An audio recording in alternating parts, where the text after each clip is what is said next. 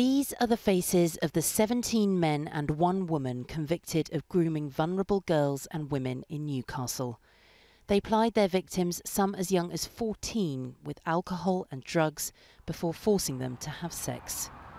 Despite these convictions, police here in Newcastle have been heavily criticised for paying £10,000 to a convicted child rapist to help catch the group.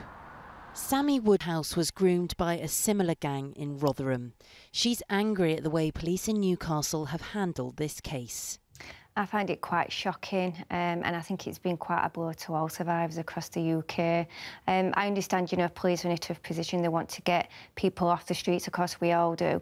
And, they sometimes have to go to that extra length, but for me, I think they've crossed that line, and there has to be a line. I think there could have been other ways to get that.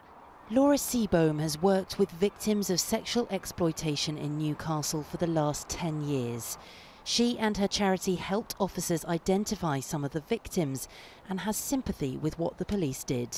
I can really understand why people feel quite outraged and very upset by it, but I think Northumbria Police, I know, will have gone through a really hard decision-making process.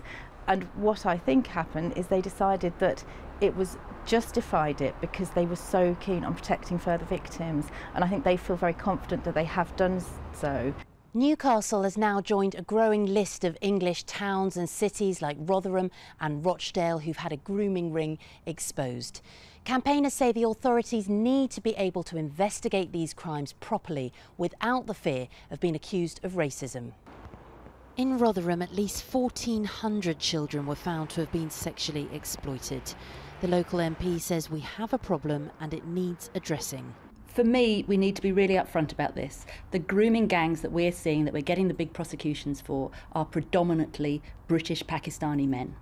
This is an indicator that we need to be taken seriously. We need to understand why that's happening. The women who spoke out about what happened to them here in Newcastle have been praised for making the city a safer place.